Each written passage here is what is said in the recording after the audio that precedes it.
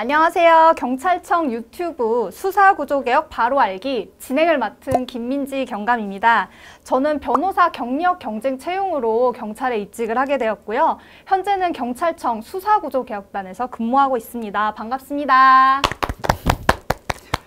안녕하십니까. 저는 이 방송에서 진행 보조와 해설을 맡고 있는 수사구조개혁단의 꽉분리 꽉형사 광문준 경정 인사드리겠습니다. 반갑습니다. 저는 그냥 편하게 꽉형사라고 불러주십시오. 그러면 저는 MJ라고 불러주십시오. 왜 MJ입니까? 제 이름이 민지라서. 저는 또 마이클 조던, 메리 제인 이런 건 줄 알았는데. 스파이더맨 영화에서 좀 따오긴 했었습니다. 예. 근데 계장님도 그러면 MJ? 저요? 아니신가요? 그렇죠. 저도 원래 MJ인데요. 근데 저는 겹치는데. 애칭으로 그냥 꽉형사라고 불러주십시오. 네, 꽉형사님 알겠습니다. 오늘 방송은 방역 수칙을 준수하여 촬영하고 있습니다. 이 점 먼저 공지드리면서 우리 방송 바로 시작하겠습니다. 우리 경찰청 소속 블로그 기자단 10분이 함께 해주시고 계십니다. 뒤에 화면 보시면 많은 분들이 함께 해주시고 계신데요. 반갑습니다. 반갑습니다. 오늘 첫 시간 주제는 뭐냐면요. 바로 형사들이 왜 피켓 릴레이를 시작하였나, 이 주제로 좀 이야기를 해보려고 합니다. 지금 경찰 내부망 보시면 게시글이 엄청 올라오고 있어요. 요거 혹시 보셨나요? 저도 봤습니다. 아주 막 가슴이 뭉클하고 좀 이렇게 뜨거움이 좀 느껴지더라고요. 네, 바로 입법 예고안이 문제가 있다. 이 부분에 대해서 지금 경찰 내부의 의견을 이야기하고 있는 게시물이 엄청 많이 올라오고 있거든요. 네. 올라온 것만 해도 게시물 양도 꽤 상당하고 참여 경찰관만 해도 몇천 명이 넘어가고 있는 상황인 것 같아요. 네, 맞습니다. 그리고 제가 확인해 보니까 도시경찰로 유명한 이대우 형사님도 같이 참여해 주셨고, 이대우 형사님. 네. 그래서 이에 관한 언론 보도도 지금 속속 나오고 있는 상황입니다. 왜 형사들이 이러한 릴레이를 시작하게 되었는지 좀 설명해 주시겠어요? 그 부분을 제가 이제 수능 시험 1타 강사는 아니지만 최대한 왜 이렇게 민감한 주제에 대해서 이렇게 뜨겁게 많은 이야기가 나오고 있고 언론에 보도도 되고 있고 경찰관들이 반발하고 있는지에 대해서 최선을 다해서 설명 한번 드려보도록 하겠습니다. 네. 어쨌든 오늘 제일 중요한 주제가 수사구조개혁이거든요. 수사구조개혁이라고 하면 좀 되게 어렵게 들려요. 그리고 보통은 수사권 조정이라고도 많이 부르고 있는 것 같고요. 최근에 방영 시작한 드라마 비밀의 숲 2를 보시면 거기서도 이제 수사권 조정을 주제로 하고 있다고 이야기를 하기도 해요. 예. 네. 제가 그 비밀의 숲에 나오는 조승우 씨 검사 역할로 나오는 예. 그분이랑 그렇게 닮았다고 이야기를 많이 들었는데요. 네, 수사권 조정에 대해서 설명을 좀 부탁드립니다. 예, 이제 흔히들 언론을 통해서 수사권 조정에 대해서 많이들 이야기 들으셨을 텐데요. 이제 수사권 조정하면 검사와 경찰의 권한을 조정한다는 느낌으로 받아들이실 텐데 실제로 쓰이는 용어는 수사구조개혁이라는 용어입니다. 그냥 검사와 경찰 간의 권한 조정 이상을 넘어서 경찰에 관련된 권력기관의 개혁, 검찰에 관련된 권력기관의 개혁, 때로는 법원에 관련된 권력기관의 개혁까지 포함해가지고 수사는 경찰이 하고 기소는 검찰이 하고 재판은 법원이 담당하는 이런 삼원화된 구조로 합리적이고 선진화된 구조로 우리나라의 형사사법 구조를 재편을 하자라는 취지에서 수사구조개혁이라는 개념을 쓰고 있습니다. 수사권 조정이라는 말만 들으면 단순히 수사에 관한 권한을 누가 어떻게 가질 것인가 이런 의미로만 한정이 되는데 수사구조개혁이라는 의미는 그보다 좀 더 넓은 개념. 그러니까 경찰, 그리고 검찰, 법원까지 형사사법 구조개혁의 의미를 담고 있는 거네요. 맞습니다. 예. 네. 이런 내용 관련해서 올해 1월에 의미 있는 법안 통과가 있었잖아요. 예, 맞습니다. 이 수사구조개혁의 역사를 거슬러 올라가려면요. 1912년까지 가야 됩니다. 그때 당시에 조선형사령이라는 걸 만들어서요. 일제가요. 네. 일제가 우리 강점기 시절에 당시 식민조선에도 일반 국민들은 경찰이 통제하도록 촘촘한 통제장치를 놓고요. 그 다음에 경찰은 검사가 통제하도록 해놓고 그 검사는 조선총독부가 통제하면서 이렇게 피라미드형 구조를 만들어 놓은 겁니다. 그렇게 하다 보니까 이 형사사법 구조에 있어서는 전체적인 이런 권한을 전부 다 검사가 가지게 된 겁니다. 그래서 수사권, 영장 청구권, 수사 지휘권, 뭐 형 집행권, 뭐 이런 거를 굳이 예를 들자면 요즘에 어벤져스 보셨어요, 영화? 네, 거기 유명한 보면 영화죠. 이제 예. 타노스의 건틀렛이 나오지 않습니까? 네. 그런 건틀렛을 검사가 가지고 있었다라고 생각하시면 됩니다. 완전 절대 권력이네요. 네. 예. 근데 그게 좀 기형적이지 않습니까? 그쵸. 그런 것들이 다른 나라에서도 그렇게 검사들에게 권한을 몰아주지는 않았거든요. 정작 우리나라한테 그런 권한을 심어주었던 일제도 본인들도 이제 패전 이후에 1940년대 후반에 이런 선진화된 구조로 바꿉니다. 우리나라도 그때 당시부터 논의가 되어 왔었는데요. 그쵸, 논의 계속 결국은 있었죠. 예. 마무리를 짓지 못하고 한 70년간 논의만 계속 진행되어 온 겁니다. 끊임없이. 네. 그러다 그 논의의 아주 정말 결정체로서 올해 2020년 1월 13일 날 네. 수사권 조정에 관련된 형사소송법하고 검찰청법 개정안이 통과가 된 겁니다. 뭐 그게 이제 완벽하게 수사는 경찰이 맡고 기소는 검찰이 맡는 완전한 수사 기소 분리로 이렇게 법안이 만들어진 건 아니고요. 지향점은 수사 기소 분리로 하되 네. 다만 과도기적인 이런 입장에서 첫 발을 뗐다는 데 큰 의미가 있죠. 그러니까 뭐 종합을 해보자면 결국 이 형사소송법 개정안 그리고 검찰청법 개정안은 모두 권력 분산을 통한 기관 간의 서로 견제 네. 이거를 가장 핵심으로 하고 있는 맞습니다. 의미 있는 법안이라는 생각이 들어요. 근데 최근에 이런 의미 있는 법안에 대해서 경찰청장님뿐만 아니라 일선 형사들도 좀 강하게 반발하고 있다고 들었거든요. 이게 어떻게 된 일이죠? 예, 뭐 언론인, 법조인, 전문가들, 뭐 학자분들도 많이 여기에 대해서 문제 제기를 하셨는데요. 국회가 법을 정하지 않습니까? 그쵸. 그러면 그 법을 정하면 세세하고 구체적인 것까지 다 법에 담을 수가 없잖아요. 그럴 순 없죠. 예. 예, 그렇게 하기 때문에 국회가 법을 만들면 그것을 시행하기 위한 규정들을 별도로 만듭니다.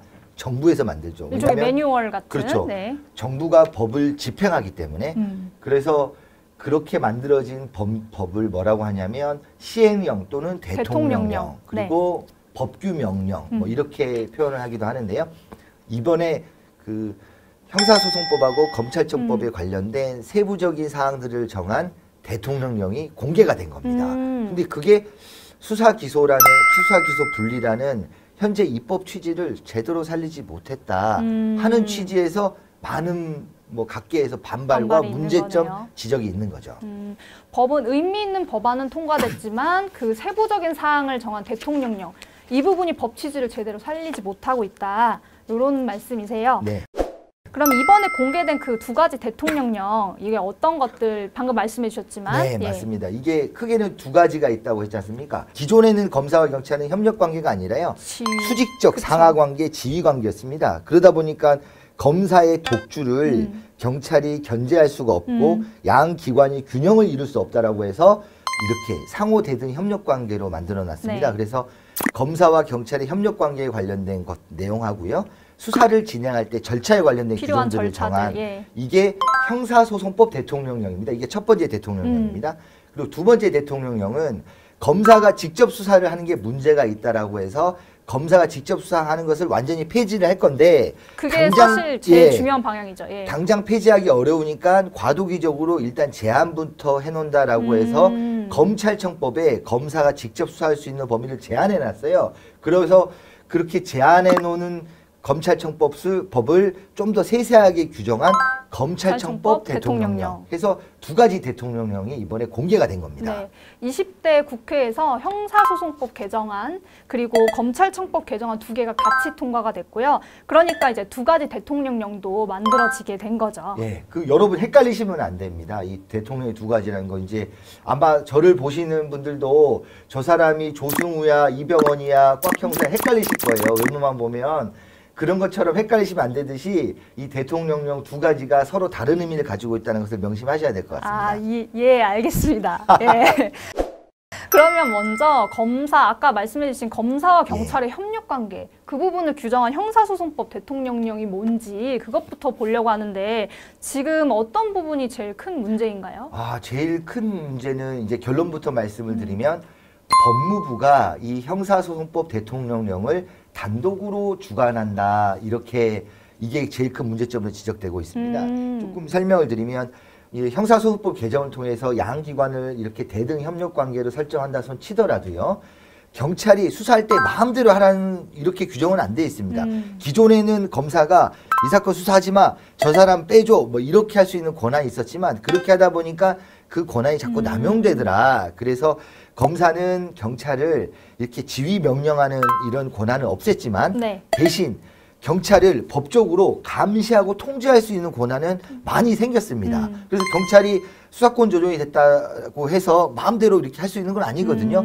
그러면 그 검사가 감시하고 통제하는 규정들을 막 새로 넣기도 하고요. 네. 그리고 양 기관이 어떻게 하면 협력적으로 나갈 수 있을까 이런 규정들 넣기도 하고요. 근데 이런 거를 다 대통령을 만들어 놓고 이 대통령령을 어느 부처가 주관할 것인가에 대한 논점에 있어서 이것을 법무부가 단독으로 담당을 하게 된다. 이렇게 발표를 해버린 거예요.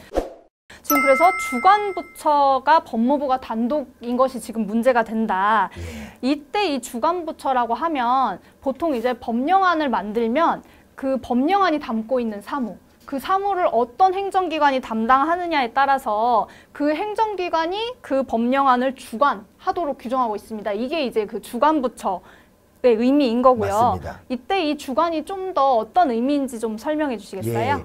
우리가 알고 있는 모든 법령에는요, 다 어느 부처가 이걸 담당하는지 다 정해져 있습니다. 네. 그러면 이 주관부처에서 가질 수 있는 가장 큰 영향력이 바로 유권 해석입니다. 이 법이라는 게 어떻게 아무리 세세하게 잘 써도요, 일반론적이고 추상적으로 기술될 수밖에 없어요. 그러면 이것을 이 의미가 어떤 의미인지에 대해서 유권 해석을 할 수밖에 없습니다. 그 유권 해석 권한을 주관부처가 가져가게 되는 겁니다. 우리 사회는 계속 변하기 때문에 그렇죠. 법령안을 개정해야 될 필요성도 있어서. 맞습니다. 예. 제가 실제 수사는 이제 그렇게 보이지는 않지만 경찰관 된 지는 올해가 20년째가 되고 있고요. 수사는 한 12년, 13년 정도 담당을 했었습니다. 그러면 불과 몇 년 전만 해도요, 스마트폰으로 범죄를 저지른다거나 스마트폰으로 증거를 수집하거나 스마트폰으로 범죄자를 추적하는 걸 상상도 못했어요. 그쵸. 그렇게 계속 바뀐단 말이에요. 그리고 요즘에 N번방에서 성착취 동영상도 굉장히 이슈가 되고 있지 않습니까? 이렇게 사회는 계속 발전하고 변화하게 되면 우리 법령도 따라가야 됩니다. 그러면 따라가기 위해서 개정 작업을 하게 되는데 주관부처가 이런 개정 작업에 대해서도 담당하게 되는 거죠. 그러니까 주관부처가 가지는 그러니까 큰 역할은 법령안의 해석에 관한 유권 해석의 권한을 가진다는 거, 그리고 두 번째는 개정에 관한 권한을 가진다는 거, 이렇게 크게 두 가지가 있겠네요. 그러면 검사와 경찰의 협력 관계를 정했으니까 검사가 통제할 수 있다라고 했지 않습니까? 네. 경찰한테 이거는 경찰의 수사권 남용을 한 거예요. 이거는 통제받아야 돼. 이건 이렇게 하면 안 됩니다. 이렇게 결정을 내릴 수가 있어요. 네. 그런데 때로는 경찰 입장에서는 아니 이거는 남용하지 않았어요. 이거 어떻게 남용한다고 억지로 해석할 수가 있습니까? 이렇게 할 수도 있어요. 이렇게 서로 해석이 달랐을 때 그러면 최종적으로 유권 해석 권한을 누가 갖느냐의 문제에 있어서 그 주관부처가 가져가게 됩니다. 그러면 현재 같은 게 계속 된다면 법무부가 그걸 해석할 수밖에 없게 되는 거죠. 그 유권 해석하니까 저도 한 가지가 생각이 났거든요. 예. 실무상 좀 민감한 문제가 한 가지 있어요. 유권 해석 관련해서. 예를 들면 검사와 경찰이 같은 내용의 범죄 사실을 수사하는 경우가 문제가 돼요. 그래서 같은 내용의 범죄 사실을 수사하면 지금 이거를 이제 법률적인 용어로는 수사 경합이라고 부르는데요. 현재 법에서는 검사가 이 경우에 경찰에게 그 사건 나한테 넘겨라 이렇게 할 수 있단 말이에요. 물론 이제 경찰이 일정 요건 하에서는 넘기지 않고 할 수 있죠. 할 수 있는 경우도 정해놓기는 했는데 이 부분 이제 동일한 범죄 사실로 수사를 하는지 누가 우선권을 가지는지에 대해서 분명히 견해가 다를 경우가 생길 수밖에 없단 말이에요. 이때 그러면 법무부가 단독으로 주관을 하게 되면 결국 검사 요구에 따를 수밖에 없게 되는 이런 문제점이 있거든요. 예, 맞습니다. 그렇게 되는 것을 총평하자면 약간 기울어진 운동장 같은 셈이 돼버리는 거죠. 그리고 보면 그러면 부처가 두 개 부처가 공동으로 되는 게 있냐? 아니 어떠한 일이든지 간에 그게 여러 가지 부처가 서로 경합을 하게 되면요. 공동으로 주관하는 선례들은 굉장히 많습니다. 그리고 경찰청과 법무부가 같이 공동으로 주관하는 것도요. 여러분 교통사고 나면 사고 처리해야 되잖아요. 그런 거를 정하기 위해서 교통사고 처리 특례법이 있습니다. 그 다음에 뭘 잃어버리면 습득한 사람하고 소유권자 간에 다투는 것을 방지하기 위해서 만든 법이 유실물법이라고 있는데요. 이 유실물법 시행령도 역시 법무부와 경찰청이 공동으로 주관하고 있습니다. 이런 공동주관 선례들은 굉장히 많습니다. 그러니까 서로 다른 기관이 겹치는 사무를 하게 되면 그 법령안을 공동으로 주관할 수 있게 하는 예가 이미 있다는 거잖아요. 그렇죠. 근데 예. 지금 형사소송법의 경우에는 네. 그 대통령령을 법무부가 단독으로 주관하겠다라고 네. 해서 문제가 지금 생기고 있는 거고요. 예. 그 아까 기울어진 운동장이라고 말씀을 해주셨는데 쉽게 생각하면 이런 것 같아요. 지금 이제 법무부 단독 주관이 어떤 의미를 가지냐면 링 위에 A와 B라는 선수 둘이 올라와서 지금 경기를 하고 있는 거예요. 둘이 경기를 하다가 뭔가 규정에 관해서 해석이 갈라지게 되면 네. 그 부분에 대해서 심판이 판정을 해줘야 되잖아요. 네. 근데 지금 이 심판이 누구냐면 B의 감독인 거예요. 네. 그게 B의, 이제 네. 또 그런 이야기 할 수 있거든요. 법무부가 공정하게 하면 되지 않냐. 경찰편, 검찰편 드는 게 아니라 그런데 그게 이제 현 정부의 또 다른 검찰개혁 공약으로 제시된 게 법무부의 탈검찰화라는 게 있어요. 그러면 법무부 산하에 검찰청이 있지 않습니까? 그쵸. 그러면 당연히 산하기관을 법무부가 검찰청을 관리 감독하도록 법은 되어 있습니다. 그런데 지난 70년간 보면 검찰청에서 검사로 일하던 사람들이 법무부로 파견 나가서 법무부의 고위직을 죄다 차지하고 있는 거예요. 그래서 이게 문제다 하고 해서 법무부에 검사 출신에 있는 또는 검찰 출신들을 많이 배제하고 공정하고 중립적으로 가자라고 하는 게 법무부 탈검찰합니다. 그래서 법무부에서 일하고 있던 많은 고위직 검사들이 다시 검찰청으로 원대 복귀를 했습니다.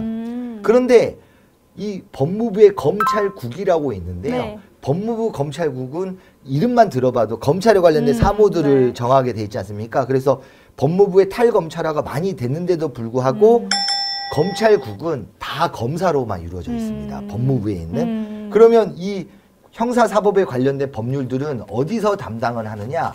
법무부 검찰국 형사법제과라는 데서 네, 담당을 합니다. 네. 그러니까 구성원들이 다 검사이기 때문에 법무부에서 유권 해석을 공정하게 할 것이다라고 기대하기가 좀 어렵죠.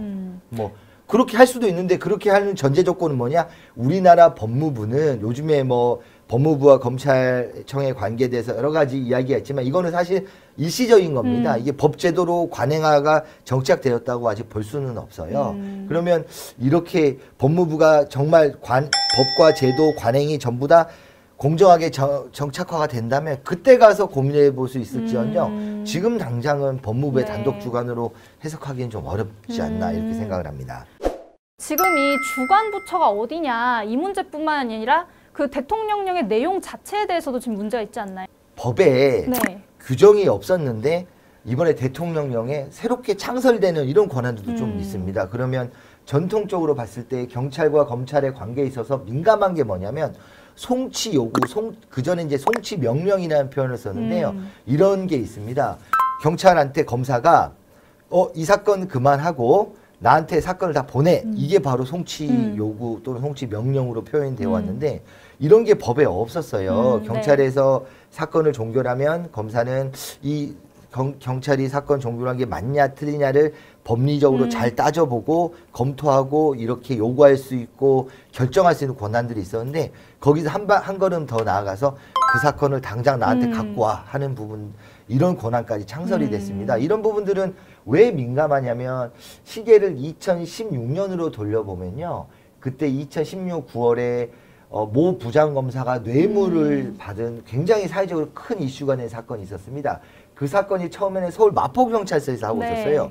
그런데 마포경찰서에서 하고 있었는데 그 부장검사의 뇌물 사건을 마포경찰서에서 하는 것이 인권 침해다. 뭐 이런 취지로 해서 인권 침해. 사건을 송치 요구를 해서 가져간 적이 있었거든요. 뭐 그런 선례들이 있다 보니까 지금 어쨌든 사건을 한 기관이 하고 있는 사건을 다른 기관이 가져간다. 이거 굉장히 예민한 네. 문제거든요. 네. 근데 지금 법에 있지 않았던 내용을 지금 대통령령에 추가로 그것도 사건을 가져올 수 있는 거를 만들었다. 이 부분이 이제 대표적으로 문제가 된다는 거.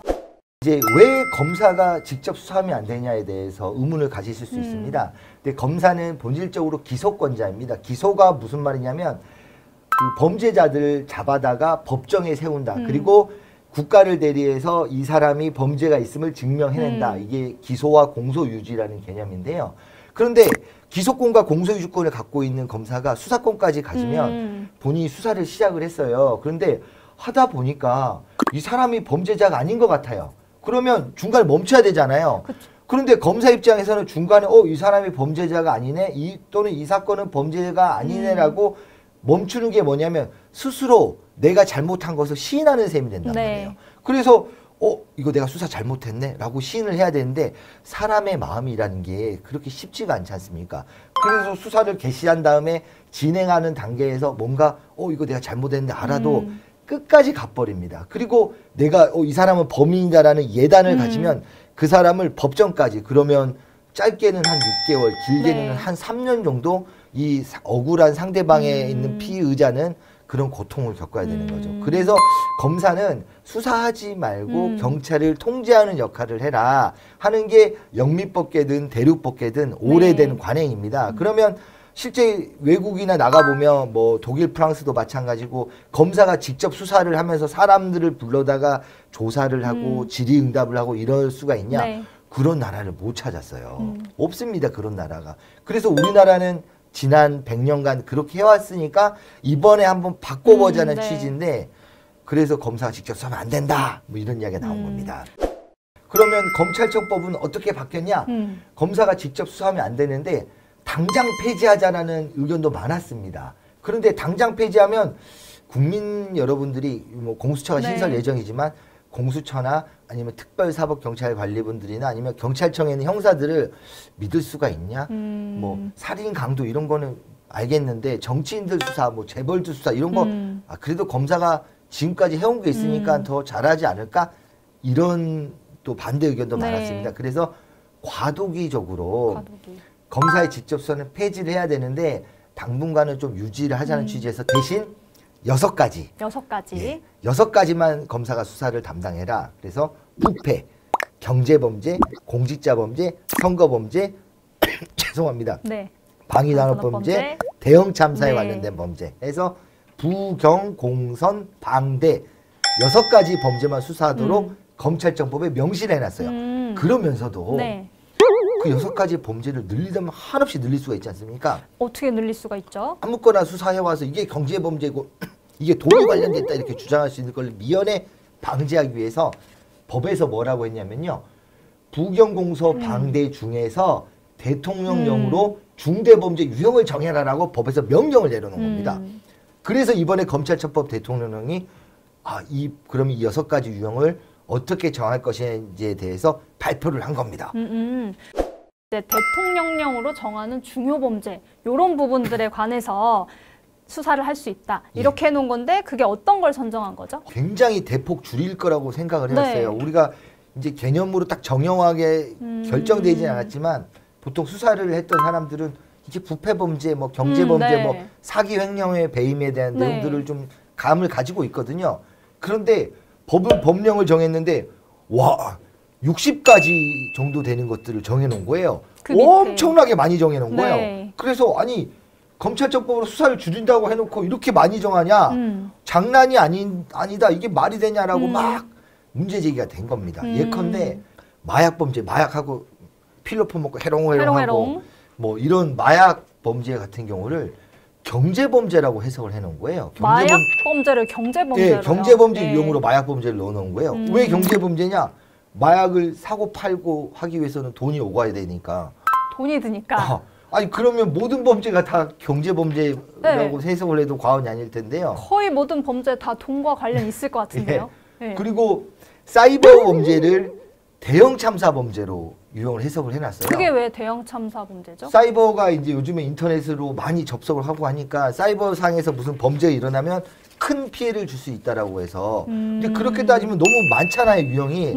오히려 좁혀놔라고 명령을 법에서 했는데 국민들이 명령을 한 거를 더 넓혀놨습니다. 그래서 거기에 따라서 문제들이 많고 한간에 일부 우리 마약 수사하는 형사님들이 이런 이야기도 하시더라고요. 아니 마약 범죄가 경제범죄면 아니 파리도 세냐 이런 이야기를 하시더라고요. 파리가 세라고요.